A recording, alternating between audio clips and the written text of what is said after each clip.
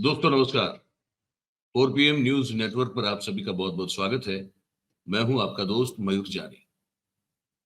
दोस्तों आज एक ऐसे मुद्दे पे बात करनी है जिस पर वैसे तो हमारे सभी मुद्दे वैसे ही होते हैं, जिस पर जो जिसे मेन स्ट्रीम मीडिया कहा जाता है वो बात करने से कतराता है, वो छुपाने की कोशिश करता है, कुछ और मुद्दे ले आता है और कुछ हो ना हो तो हिंदू मुसलमान तो है ही, तो वो सब पे खेलते रहते हैं बेचारे। तो उस पर तो हम बात नहीं करते, हम तो वो मुद्दे पे बात करते हैं जो आपके लिए जानना ज़रूरी हो, जिसके बारे में आपको कुछ समझ और वो भी हो सके उतनी डेप्थ में, हो सके उतनी डिटेल में आप तक पहुँचना ज़रूरी हो, क्योंकि हम ये चाहते हैं कि आप अगर सो रहे हैं, वो वाली नींद मतलब रात वाली नींद, वो तो सबको सोना पड़ता है। हमारे प्रधानमंत्री एकमात्र अकेले हैं जो सिर्फ़ कहते हैं 2-3 घंटा सोते हैं, बाकी सबको 7-8 घंटा सोना पड़ता है, ठीक है? तभी जो है दिमाग ठीक से काम करता है। तो वो वाली नींद की बात नहीं कर रहा हूँ, लेकिन वो जो एक मायाजाल की नींद होती है ना, एक इंद्रजाल जो फैलाई गई है आप सब पर, उस नींद से जगाने की कोशिश करते हैं, ऐसी कुछ जानकारी के साथ आते हैं, जिससे आपको उस नींद से जागने में मदद हो। आज का जो मुद्दा है और आज के जो मेहमान हैं, वो दोनों बड़े विशेष हैं, बड़े विशिष्ट हैं। देखिए, मैं आपको पहले मुद्दा बता दूँ। मुद्दा ये है कि जैसे ये G20 समिट हुआ ना, कुछ समय पहले, और आपको पता होगा पूरा साल उसका गुणगान गाया गया, पता नहीं कितने करोड़ रुपए का खर्च किया गया, देश में अलग-अलग जगहों पर उसके छोटे-छोटे समिट रखते हुए, और फिर एक बड़ा समिट हुआ दिल्ली में। 3-4 दिन तक दिल्ली जो है वो रहा बान में, मतलब कि जैसे आप आम आदमी का चलना-फिरना, बाहर निकलना मुश्किल हो गया था। वो भी करोड़ों रुपए के खर्चे से हुआ और उसको जिस तरह से प्रस्तुत किया गया, ये दिखाने की मजबूत और भरपूर कोशिश की गई कि देखिए हम ही हैं, जो इस पूरी दुनिया को, वो विश्व गुरु की बात है ना, वो हम पूरी दुनिया को ज्ञान भी दे सकते हैं, रास्ता भी दिखा सकते हैं, और पूरी दुनिया जो है भाई साहब, चाहे जो बाइडेन साहब हो या शी जिनपिंग तो आए नहीं थे, लेकिन वो सब हमारे चरणों में बैठे हैं, हम सबके गुरु हैं, ये दिखाने की कोशिश की गई। तो इसका एक और संदेश ये था, इसीलिए आप जो है चुपचाप इस देश में रहने वाले जितने भी लोग हैं, तो चुपचाप हम जो कहें वो करते रहो, यहाँ आवाज उठाने की कोशिश मत करो, क्योंकि पूरी दुनिया हमारे चरण में अपना शीश झुकाती है। वैसा एक और मौका खड़ा करने की कोशिश थी जनवरी 2024 में। आप समझ रहे हैं इसको, ठीक से समझिएगा। जनवरी 2024 में एक समिट होने वाली थी 4 देशों की। उसको कहते हैं क्वाड। अब क्वाड का जो फुल फॉर्म है ना, वो मैं आपको बता दूं, ठीक है? क्वाड का फुल फॉर्म कुछ यूं होता है कि जैसे त्रिकोणीय होता है ना, वैसे कोऑर्डिनेटर होता है। तो उस तरह का सिक्योरिटी का एक पूरा मामला है, समिट है पूरा। उसको लेकर 2007 में 4 देशों ने 2007 में इसकी शुरुआत की थी, और जापान जो था इसका, कह सकते हैं कि आप, ये मुखर होकर उसने शुरुआत करवाई थी। कुल मिला के अमेरिका, जापान, ऑस्ट्रेलिया और भारत, 4 देश का ये एक समूह था, अभी भी है। और उस समूह के ज़रिए ये कोशिश थी कुल मिला के कि चाइना की, चीन की जो बढ़ती हुई जो एक पहुँच है, पैठ है, अगर आम भाषा में कहें तो जो दादागिरी है, वो दादागिरी को कैसे टैकल किया जाए, कैसे कंट्रोल किया जाए, कैसे इसको रिस्ट्रेन किया जाए, आप जो भी शब्द इस्तेमाल करना चाहते हैं, कर सकते हैं। और एक व्यूहात्मक रूप से, चाहे उसमें फिर वो लश्करी कवायदें भी शामिल थी, ये सब था। उसकी समिट जो है 4 देशों का, वो करना था जनवरी 2024 में हमारे यहाँ भारत में। और 26 जनवरी के दिन अमेरिका के जो प्रेसिडेंट है जो बाइडेन, उनको भी एक हर बार कोई ना कोई गेस्ट बुलाते हैं हम बाहर से, तो इस बार उनको बुला के एक बहुत बड़ा एक दृश्य, एक बहुत बड़ा नजारा खड़ा करने की एक पूरी तैयारी थी। लेकिन उसमें जो है उस बलून में पंचर पड़ गया भैया, उसकी हवा निकल गई। वो कैसे निकल गई कि बाइडेन साहब ने कहा कि वो तो नहीं आ पाएंगी, क्योंकि कुछ कारण ऐसे है कि वो व्यस्तता के कारण जो टाइम शेड्यूल जो है वो मैच नहीं हो पा रहा है, तो हम तो नहीं आ पाएंगे। ठीक है, वो नहीं आए। उनके एफबीआई के जो हेड है वो कुछ दिनों पहले आके गए। ऑस्ट्रेलिया ने भी जो है, अब क्योंकि चाइना के साथ उनके बहुत अच्छे रिश्ते हैं, तो उसने भी हाथ खड़े कर दिए।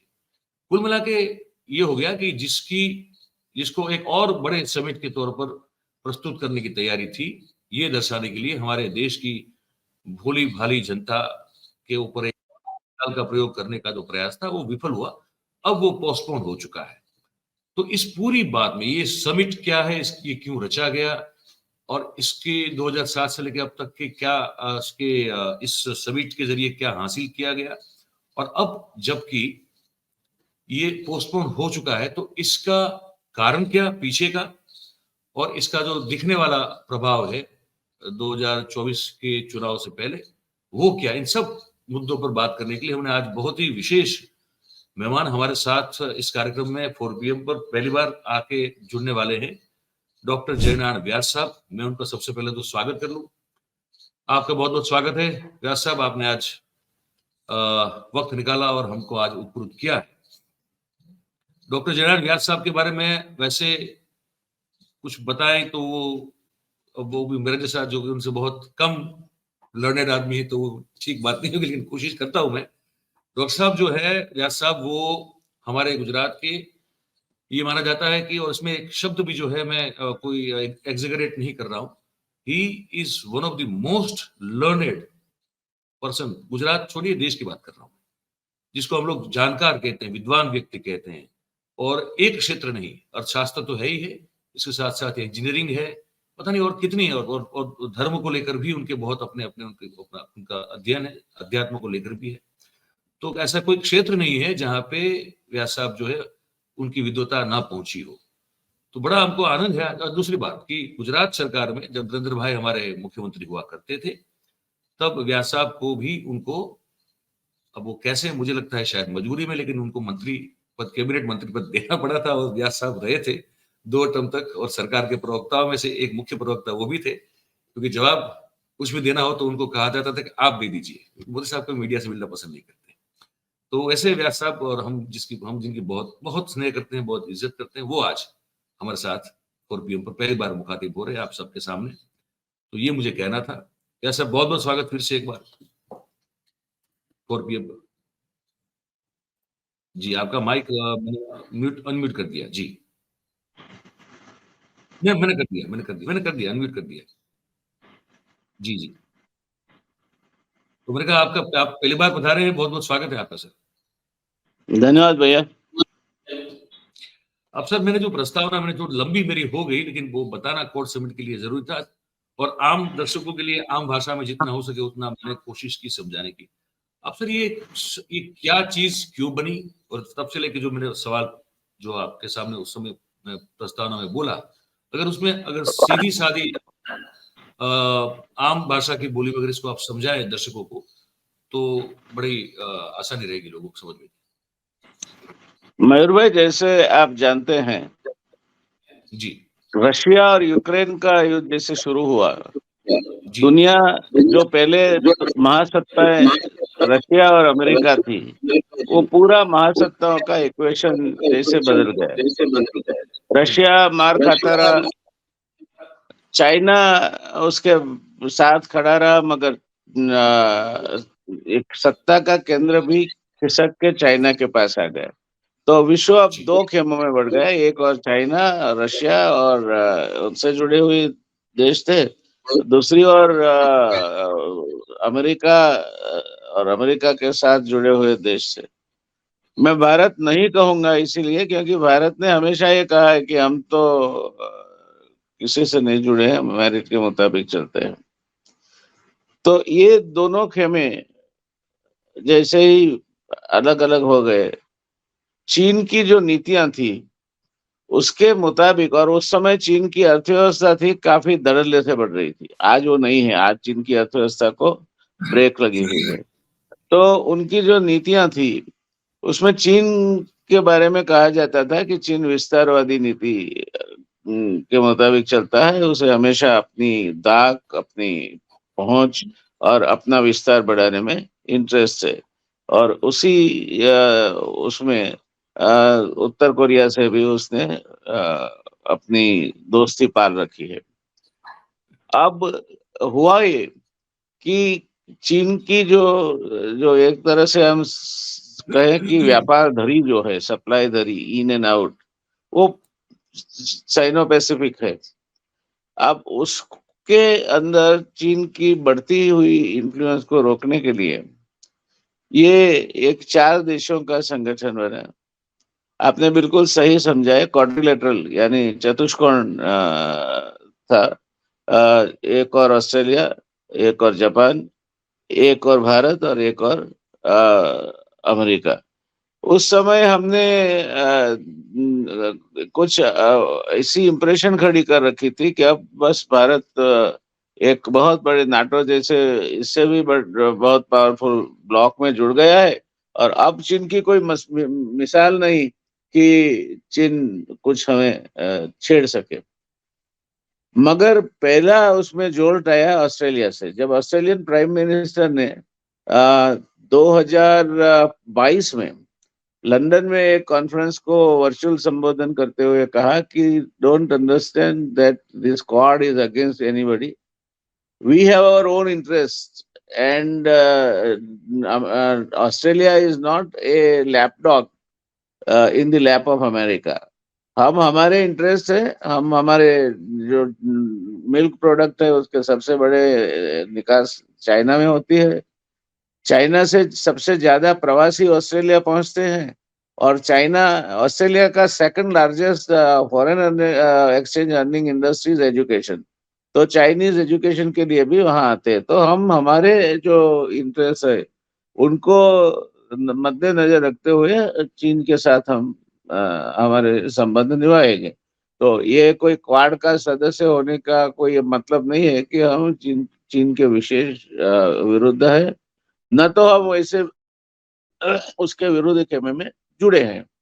तो ये हुआ, 5 मीटिंगें अब तक हो चुकी है, और मुद्दे जो थे वो मुद्दे ऑल ऑल एनकम्पासिंग है। इनका एक ही वाक्य में कहा जाए कि मुद्दा क्या है, तो मुद्दा 4 जो हमारे देश है क्वाड के 4 बिंदु है, उनकी आने वाले समय में दुनिया में किसी भी तरह की पॉलिटिकल से लेकर, टेक्नोलॉजी से लेकर, ट्रेड से लेकर, टेक्नोलॉजी से लेकर, कोई भी तरह की इन्फ्लुएंस बढ़ रही है तो उसको बढ़ावा देना, और उसके रास्ते में जो भी विघ्न आते हैं उसको उसके सामने खड़ा रहना।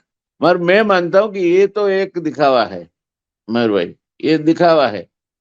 ये this is a very clever ploy designed by US to जी stop China's growing influence in Sino-Pacific, ताकि चाइना को मात दे सके, और चाइना का यही एक मार्ग है जहां से आप आयात निर्यात कर सकते हैं। तो जी उनका जो हेतु है वो अलग है, दिखाते हैं वो तो कोई भी। आप जब इंटरनेशनल ट्रीटीज होती है तो उसको you have to read between the lines कि इनका सही मकसद क्या है। तो ये मकसद सही मकसद था उस समय, मैं फिर से कहता हूँ उस समय। फिर उसके बाद हमारी G20 की प्रेसिडेंटशिप आई, शी जिनपिंग आए नहीं। उन्होंने उसी समय पे वो विवादास्पद नक्शे जाहिर कर दिए, वो आए नहीं। और एक तरह से बाइडन ने जो कहा वो काफी सांकेतिक था। बाइडन ने कहा कि मैं निराश हूं नहीं आए वो, मगर मुझे विश्वास है मैं शीघ्रतम ही उन्हें कहीं और मिलूंगा। दिस वाज बिल्कुल सफिशिएंट एन इंडिकेशन कि absolutely Biden was going to meet the Chinese premier. अब इस बीच में एक और घटना में थोड़ा आपका समय लेके बताना चाहूंगा। हेनरी किसिंजर जी 100 साल के हुए, 100 साल के हुए, उसके कुछ ही महीनों बाद वो चाइना पहुंचे। आप जानते हैं किसिंजर की जो नीतियां थी वो भारत के खास फेवर में नहीं थी। नहीं थी वो नहीं थी बिल्कुल नहीं जो जो युद्ध था बांग्लादेश का, उस समय भी अगर वो सफल होते 7th फ्लीट को समय में बे ऑफ बंगाल में लाने के लिए, तो शायद ये इसका आउटकम उतना आसानी से नहीं मिल सकता था। निक्सन के साथ भी मिसेस गांधी की जो संबंध थे वो कोई उतने अच्छे नहीं थे।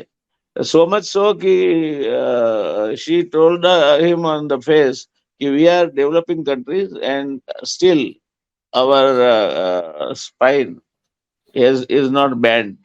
इज नॉट बैड उसकी हड्डियां सीधी है। ये निक्सन की आंख में आंख मिला के कहने के बाद वो निकल गई और बाहर किसिंजर आके इनको बोलते हैं कि मैडम प्राइम मिनिस्टर आपने अच्छा नहीं किया। तो ये खटास ये उस समय भारत और अमेरिका के संबंधों में आई थी। फिर हमारे ट्रम्प साहब आए। ट्रम्प की तो एक मुद्दे की नीति थी, चाइना के विरुद्ध कैसे भी करके चाइना को रोको, ड्यूटीज डालो, नॉन प्रेफरेंशियल गुड्स में डालो, कुछ भी करो, चाइना को रोको। तो ये संबंध बिगड़ रहे थे ट्रम्प के समय में। बाइडेन के आने के बाद Kissinger as an architect of the world foreign policy for many countries, he went to China and met Xi Jinping. पहली बार चाइना और अमेरिका के बीच आर्मी लेवल की जो चैनल जो बंद पड़ी थी वो खुली और इनके नेगोशिएशन शुरू हुए। अब एक चेंज था, जो बाइडेन ने जो कहा था उसका रहस्य अब खुला। जो एसीपी कॉन्फ्रेंस होनी थी कैलिफोर्निया में, उसके साइडलाइन पे शी जिनपिंग और बाइडेन मिले और एक ऐसी दुनिया को चौंका देने वाली शिखर वार्ता हुई जिसकी outcome Indo US Sino collaboration treaty में आई। और उसमें इम्पोर्टेंट ये था कि चाइना ने कहा कि हम किसी के दुश्मन नहीं है, ना कोई हमारा दुश्मन है। There is enough space for both of us to function in this world. मतलब ये हुआ कि अब चाइना और अमेरिका वो जो दुश्मन थे वो दुश्मनी कहीं ना कहीं काफी डाइल्यूट हो गई है और हम दोनों एक दूसरे के हित को मद्देनजर रखते हुए काम करेंगे। सर, जिस दिन ये हुआ आपको समझ लेना चाहिए था कि जो क्वाड का जो इम्पोर्टेंस है वो भी डाइल्यूट हो गया, क्योंकि अब तो अमेरिका मिलिट्री ऑफिसर्स और बाकी के लोग भी सीधे जाने आने लगे, मिलने लगे और बातें होने लगी। तो ये जो क्वाड की बात आपने छेड़ी है उसका एक उद्देश्य था।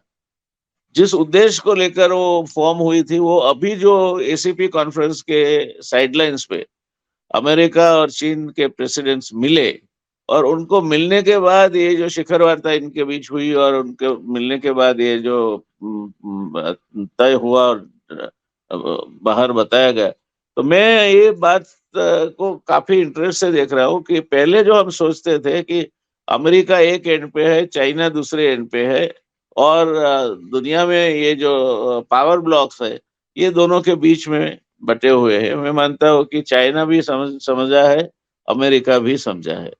आप देखोगे अमेरिका की मिलिट्री ताकत नहीं घटी है, मगर अमेरिका ने आज तक जितने भी युद्ध लड़े उसमें एक में भी निर्णायक विजय नहीं पाई, एक में भी नहीं। आप चाहे अफगानिस्तान ले लीजिए, वियतनाम ले लीजिए, इजिप्ट ले लीजिए, चाहे क्यूबा ले लीजिए, कहीं भी अमेरिका ने ऐसा जो इनकी छवि थी कि ये तो विश्व सत्ता है, जो चाहे कर सकता है, उसमें कुछ निकला नहीं। और क्या चाइना सही मायने इराक मामले में मान सकते हैं कि वहां पूरी तरह जीता था? नहीं, मैं नहीं मानूंगा। ये अमेरिका तो नहीं जीता, कौन जीता वो तो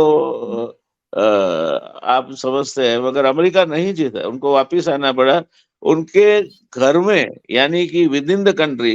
ये इराक का जो युद्ध है, बुश के सामने एक बड़ा कैंपेन चला कि इसने हमें बाहर युद्ध नहीं छेड़ना चाहिए और इसी की वजह थी शायद जब बाइडेन आए प्रमुख पद पे, तब उनका एक डिक्लेरेशन था कि we will not fight wars outside the country on somebody else's grounds. और उसी के तहत अफगानिस्तान से अमेरिका वापस अपने देश चला गया और तालिबान का शासन वहां आया। तो ये परिस्थिति में अब फिर से एक इंटरेस्टिंग मोड़ पे आ रहे हैं। वर्ल्ड की जो दुनिया की राजनीति है काफी इंटरेस्टिंग मोड़ पे आ रही है, क्योंकि चाइना पावर है मगर इज्जत नहीं है।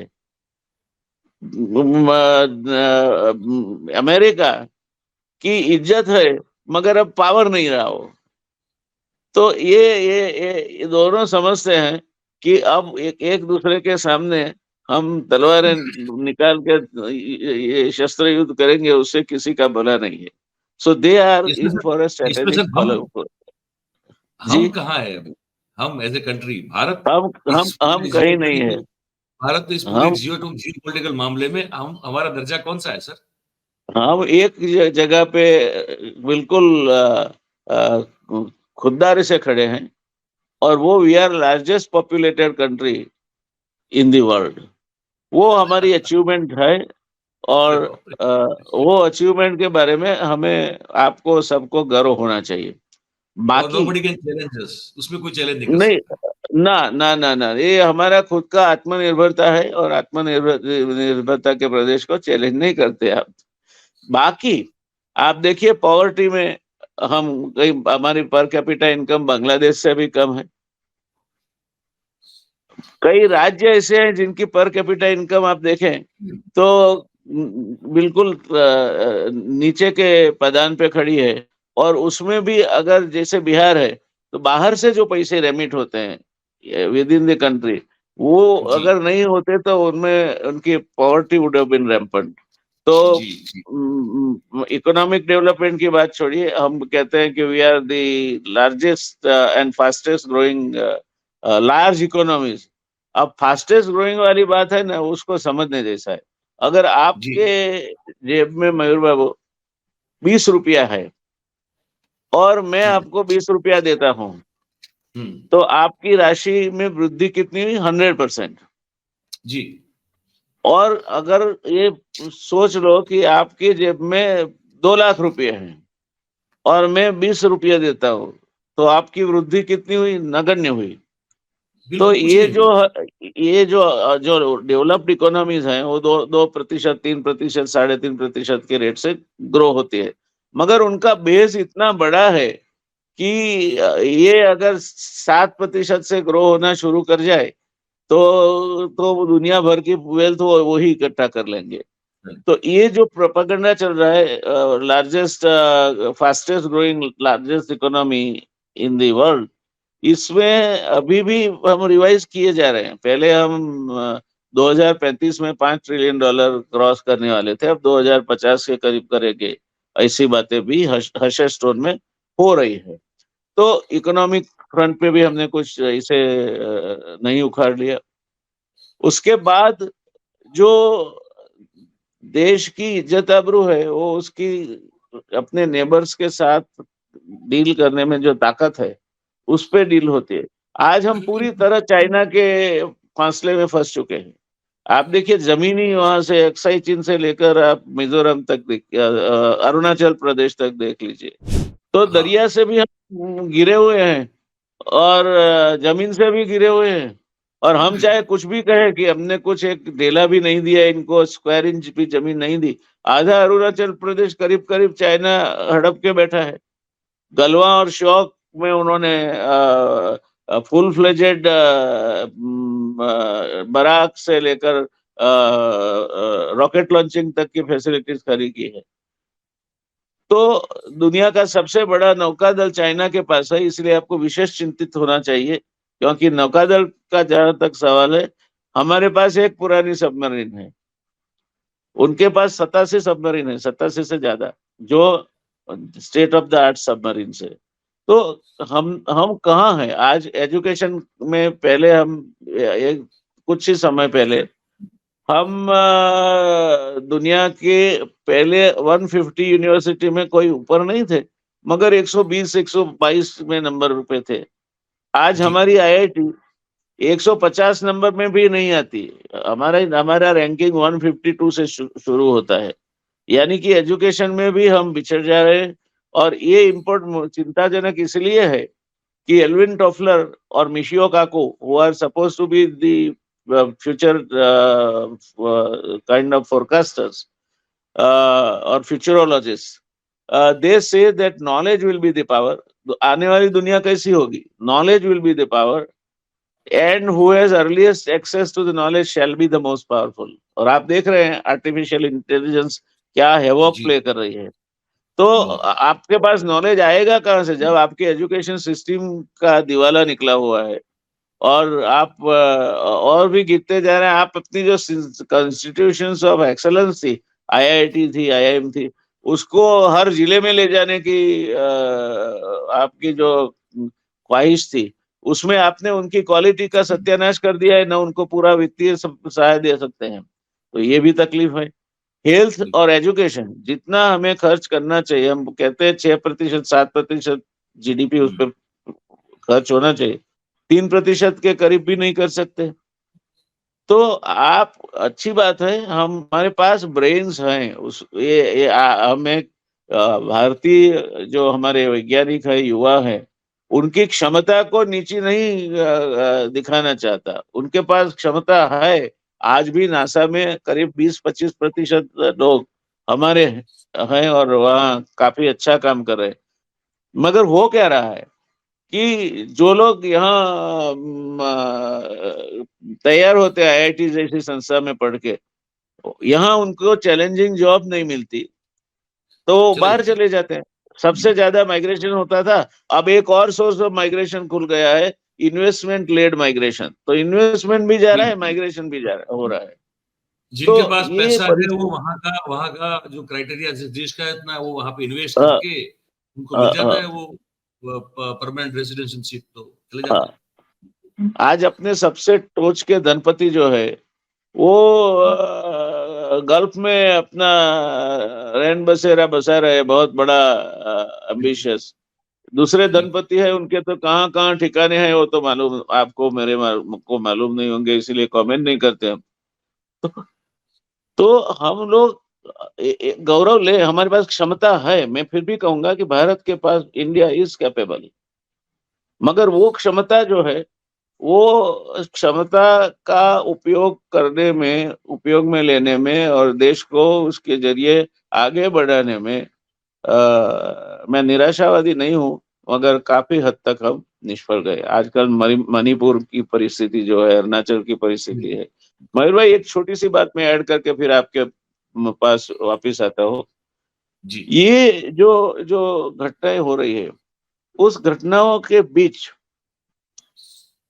हमारे यहाँ एक दूसरी घटना बिल्कुल क्वाइटली आकार ले चुकी है, और वो है कि हम नेवर से काफी बड़े हैं ऐसा दिखाने की एक मेगालोमैनियाक मेंटालिटी।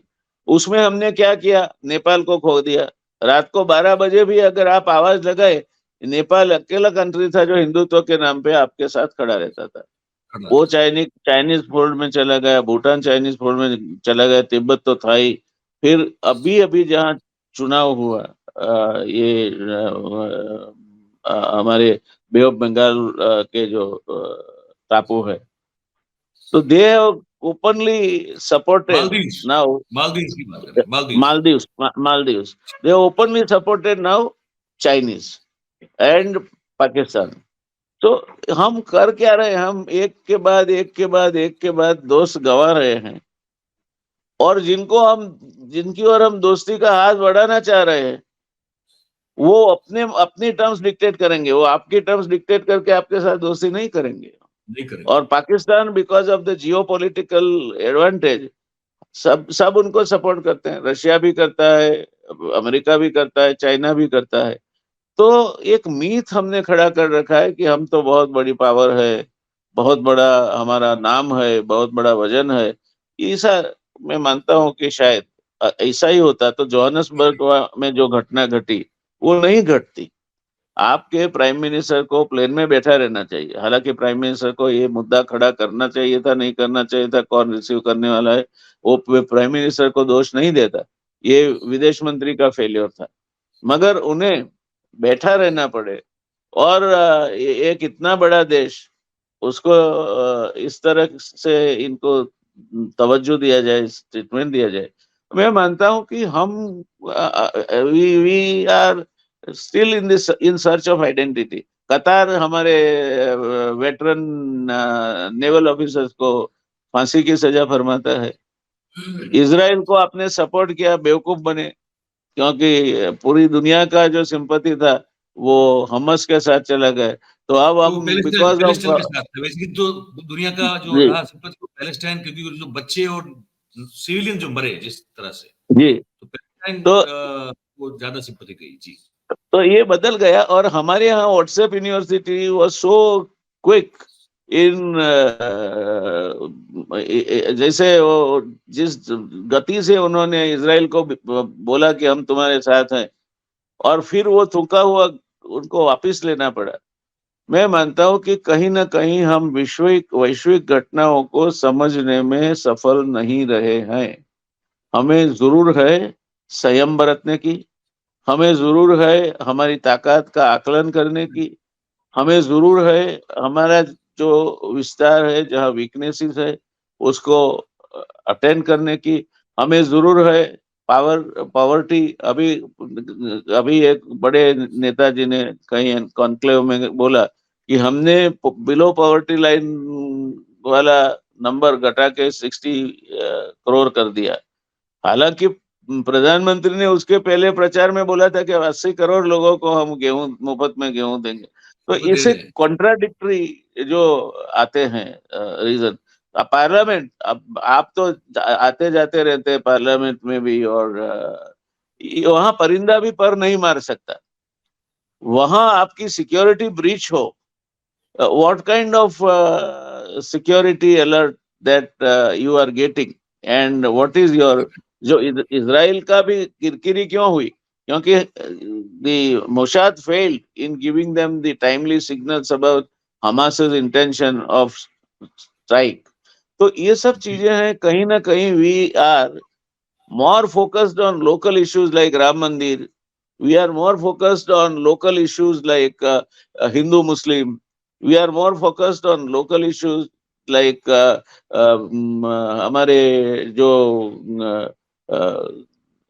हम कहते हैं जिसको हम कि self, we are basking in self made glory. हम धूप में चले जाते हैं, खुद के गुणगान गाते हैं, फिर वापिस आ जाते हैं। अब तो तो ये एक सब ये चीजें भी है ना, इसी में आपको जोड़ दूं आपकी इस बात के संदर्भ में कि अमित शाह साहब ने तो बोल दिया कि पीओके का 24 बैठक है उसका भी प्रावधान रखा गया है। 24 सीट्स फ्रॉम पीओके, जो भी हाल पीओके पाक ऑक्युपाइड कश्मीर है, ये बोले हैं अभी कुछ एक या 2 दिन देखिए, बेजवाबदार स्टेटमेंट्स है। जबकि आपका इंटरनेशनल कम्युनिटी नाम की चीज है, इंटरनेशनल कम्युनिटी में आपका कितना वजन है वो आप जानते हैं। तो सर, ये जो हम कर रहे हैं वो किस लिए कर रहे हैं? आपने नेपाल के साथ तो संबंध इस तरह बिगाड़े हैं कि जिसकी कोई जरूरत नहीं थी। तो ये चीजें हैं मयूर भाई। उसके तहत अगर आप G20, जैसे G20 की, वो तो प्रेसिडेंटशिप 1 साल के लिए सबके पास आती है। वो कोई आपका बहुत बड़ा आप विश्व नेता नहीं बन गए थे, बारी बारी से सबके बारी आती है, आपकी आई, और आपने अपनी वो बारी का जो यश आपको मिलना चाहिए था, तो आप कम्युनिक भी नहीं ड्रॉ कर सके। हर शिखर वार्ता के अंत में शिखर वार्ता कितनी सफल रही कितनी निष्फल रही, वो कम्युनिक बाहर निकलता है, उस पे उसका अंकन होता है। तो आप अगर छोटे छोटे बाली जैसे जो देश है वो ये कर सकते हैं, आपके पास 1 साल था, आप क्या behind the curtain backdoor politics कर रहे थे? क्या फॉरेन हमारी विदेश मंत्रालय क्या कर रही थी कि हम कम्युनिक भी नहीं ड्रॉ कर सके? जो जी कम्युनिक ड्रॉ किया वो more was like a political speech rather than communique with the goal. अब अभी दुबई में ये यूनाइटेड नेशंस के प्रोग्राम के तहत पेरिस डिक्लेरेशन को जोड़ते हुए अभी एनर्जी और एनवायरनमेंट को मद्देनजर रखते हुए जो कॉन्फ्रेंस हुई, कहीं भी आपकी आवाज सुनाई दी? आप बताइए एक किस्सा कि जिसमें, हालांकि भारत काफी चीजें बता सकता था, पर कहीं भी आपकी आवाज नहीं। और एजेंडा क्या है? 2050 तक फॉसिल फ्यूल्स यानी कोयला, ऑयल और गैस, उसका जो उपयोग है वो शून्य कर देना। तो बिल्कुल आपके पास कोई प्लान है?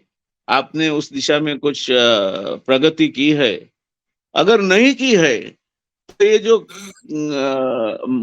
कार्बन मार्केट है उसमें से आपको फिर जो चीजें खरीदनी होगी वो आपकी रही सही अर्थव्यवस्था का सत्यानाश कर देगी। और आखिरी मुद्दा, इतना बड़ा देश है, हम फॉरेन एक्सचेंज के बारे में हमेशा हमारा थिक स्किन थिक बजट होता है, इनकम होती है।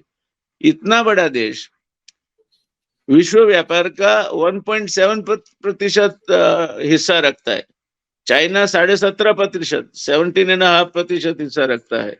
तो आप करते क्या है? आप न तो निकास करते हैं, न तो देश की बाजार जो है, जो प्रोफेसर प्रहलाद ने कहा है bottom of the pyramid market, उसमें आप कोई ऐसे कोई चीज करते हैं। अभी हमारे हमारे यहाँ भी अर्थव्यवस्था बढ़ रही है, जीडीपी उसके रीजन अलग है, मगर the cost of A food basket in India, which is normally for the middle, and it is increasing. Inflation is 16%, 17%. तो ये कल्याण राज्य है। अच्छा, फाइनली आपका ये ध्येय होना चाहिए था, equal distribution of wealth and equal distribution of opportunities. आज 80% वेल्थ करीब 10% लोगों के पास है। तो ये कहाँ आप खड़े हैं इनइक्वल डिस्ट्रीब्यूशन में?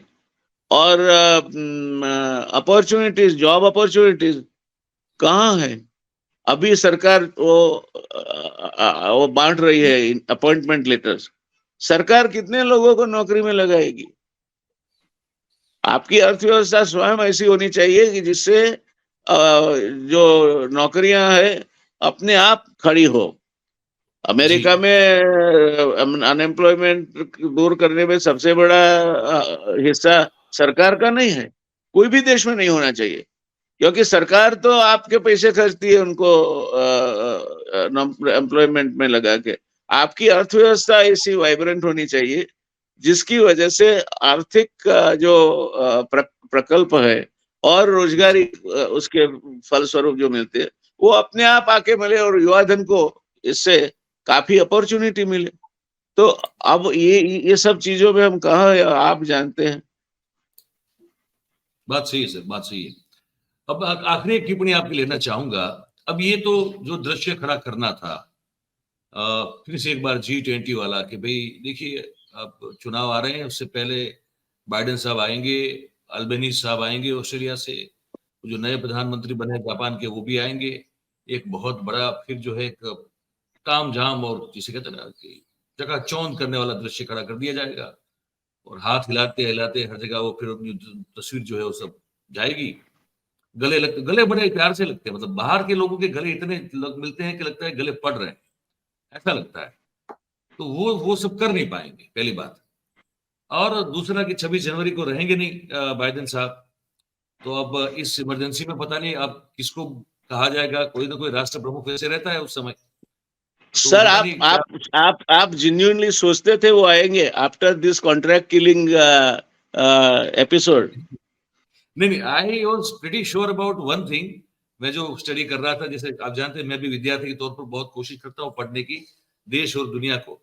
तो मुझे तो वही उसी समय, और मैं बताऊं मुझे कब लगा, मुझे जब शी जिनपिंग ने कहा ना कि मैं नहीं आऊंगा, तो उसने मना कर दिया, तो मैं ये सोचने की और समझने की कोशिश कर रहा था कि अच्छा इनको मिलना तो था, क्योंकि जो टेंशन जो जो अमेरिका और चाइना के बीच में जो चल रही थी वो टेंशन बड़ी इंटेंस थी उस समय, और वो टेंशन कैसे भी करके रिलीज करना दोनों देशों के लिए बहुत जरूरी था।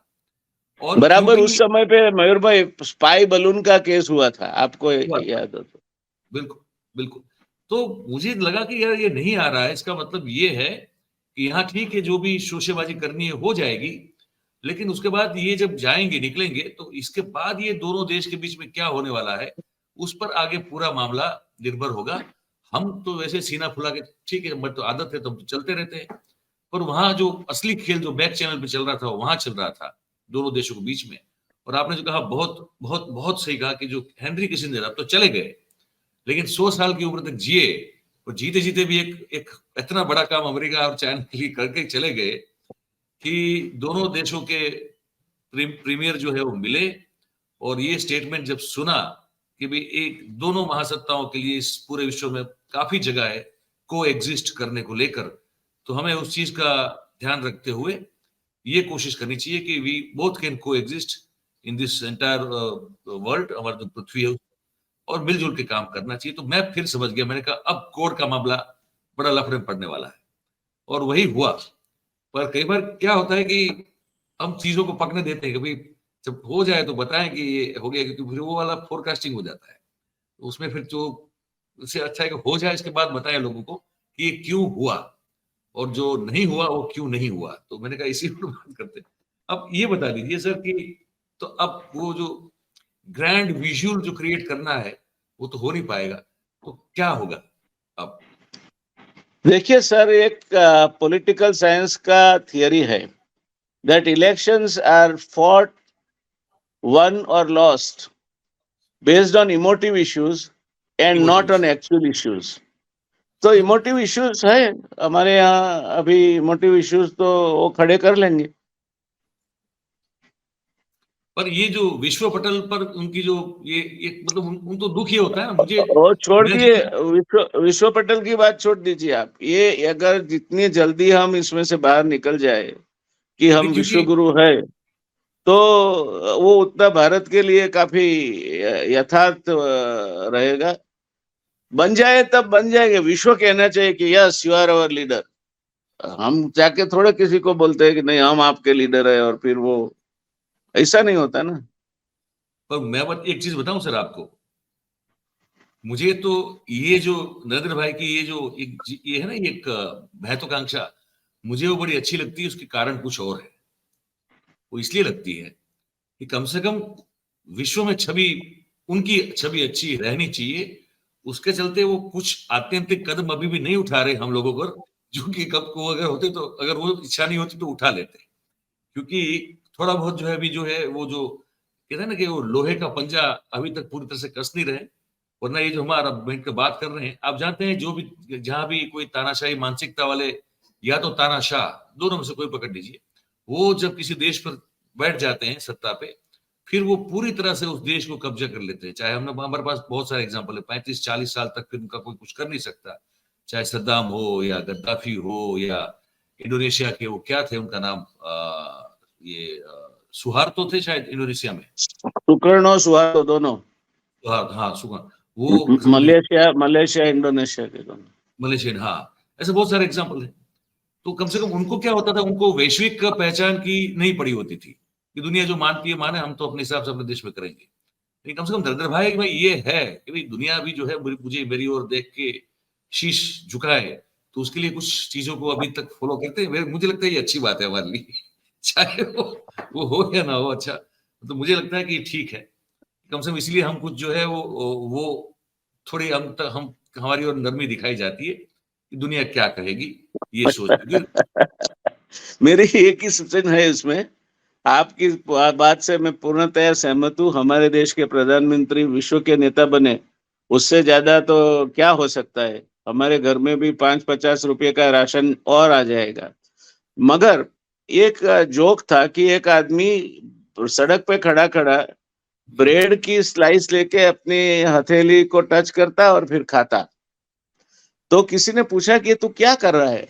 बोला ये ब्रेड है, और मैं ये कल्पना कर रहा हूं कि मेरी हथेली में नमक है, तो मैं इसको नमक में डुबो के खाता हूं ताकि नमक का टेस्ट आए।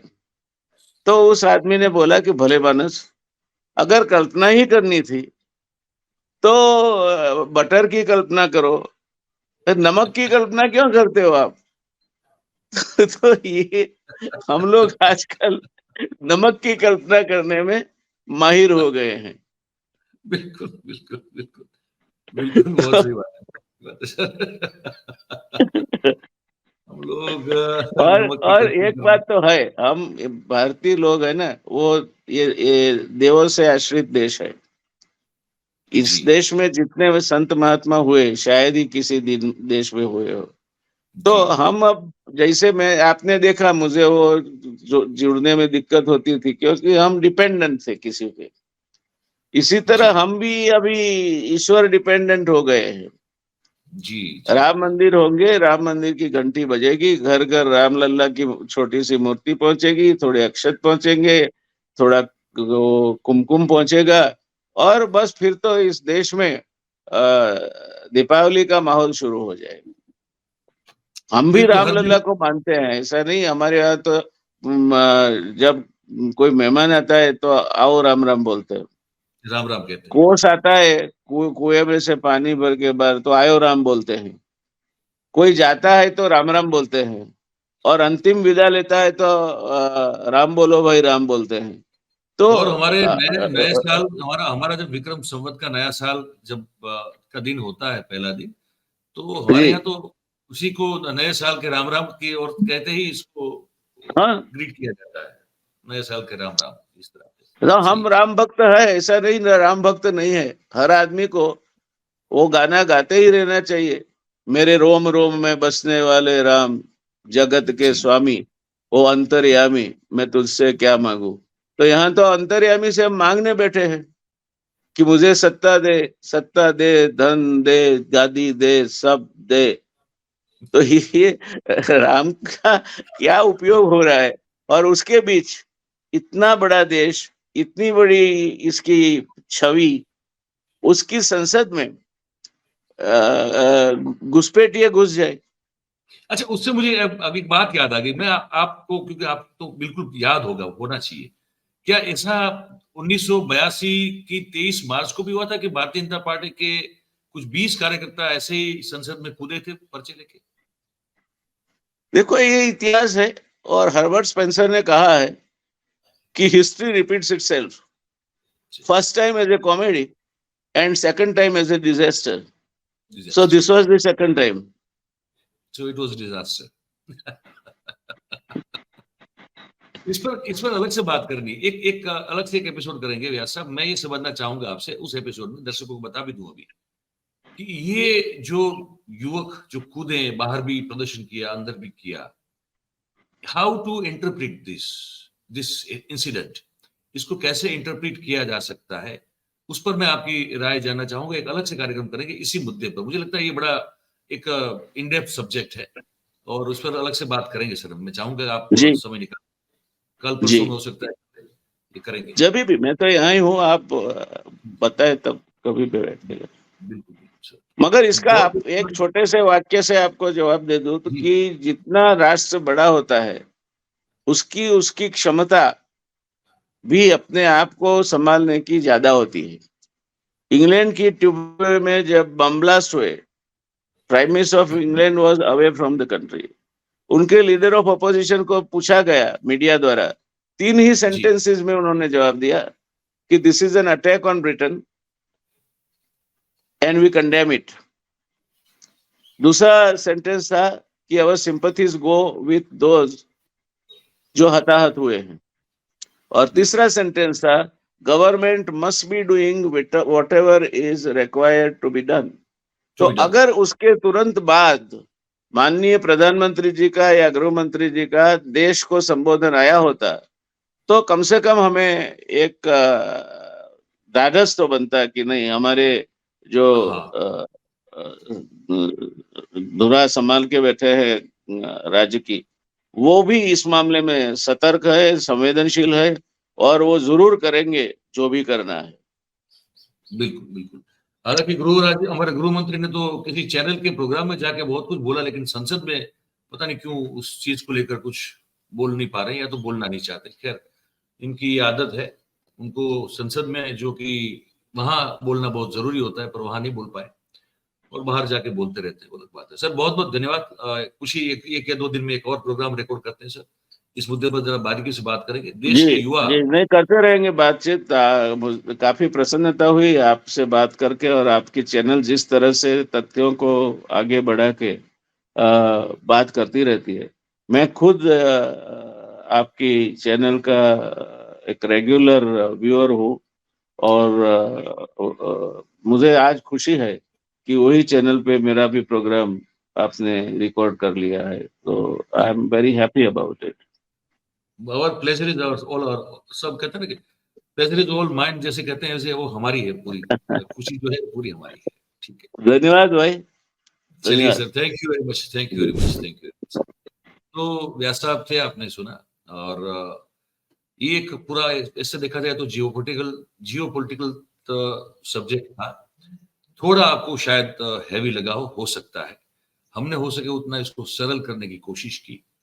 कुल मिला के जो सार निकलता है इस बातचीत का वो ये है कि हम को, हर एक को अपनी अपनी, जैसे बोलचाल की भाषा में कहते हैं ना कि चद्दर जितनी है उतने पैर पसारने चाहिए। और इसका मतलब ये नहीं कि चद्दर बड़ी ना लेने, खरीदनी चाहिए, लेकिन उसके लिए एक क्षमता, मतलब कुल मिला के ये कि अपनी क्षमता के मुताबिक अगर हम व्यवहार और बर्ताव करते हैं तो जग हसाई नहीं होती है। वरना क्या होता है कि हम वो शेख चिल्ली वाला, आपने सुना है किस्सा, बहुत बहुत पुराना है, पंचतंत्र की बहुत सारी कथाएं आपने, मैं उम्मीद करता हूं कि पढ़ी होगी, सुनी होगी।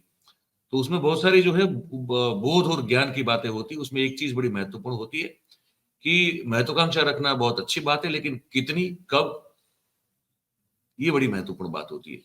तो जब अपने आप को किसी चीज के लिए तैयार करो, फिर आप विश्वगुरु बन जाओ, कोई फर्क नहीं पड़ता है। वरना फिर इस तरह की जगसाएं होती है, और फिर वो सपना भी आपका टूटता है।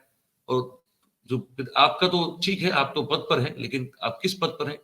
तो इस देश के मुखिया के पद पर हैं। तो उसमें उस देश की भी, जो कहते हैं ना कि एक तरह से उसका एक मान सम्मान जो है, उसमें कहीं क्षति पहुंचती है। तो यही कहना था आज इस पूरे कार्यक्रम में। उम्मीद करते हैं कि आपको ये बातचीत अच्छी लगी होगी। जैसी भी लगी हो, आप ये कमेंट बॉक्स हमारा नीचे देख रहे हैं, उसमें आप लिख के बताइएगा। और व्यास साहब से हम समय समय पर जो है अलग अलग मुद्दों पर बातचीत करते रहेंगे, क्योंकि ऐसे, मैंने कहा, कोई ऐसा क्षेत्र है नहीं कि जिस पर उनसे बात न की जाए। मेरी बहुत सारी मर्यादा है, लेकिन वहां उनके पास ये मामला है नहीं। तो मेरी मर्यादाओं के साथ हम कोशिश करेंगे उनसे जुड़ते रहने की और बातचीत करते रहने की। तो कमेंट कीजिए, और बात अच्छी लगी हो तो आप ये इस वीडियो को लाइक कीजिए। इसकी जो लिंक है उसको हो सके उतना शेयर कीजिए, और हमारी जो चैनल है उसको आप सब्सक्राइब करें, अपने आसपास के लोगों से करवाइए। बहुत बहुत धन्यवाद करते हैं आप सभी का जो इस कार्यक्रम में हमारे साथ जुड़े। Thank you very much. नमस्कार।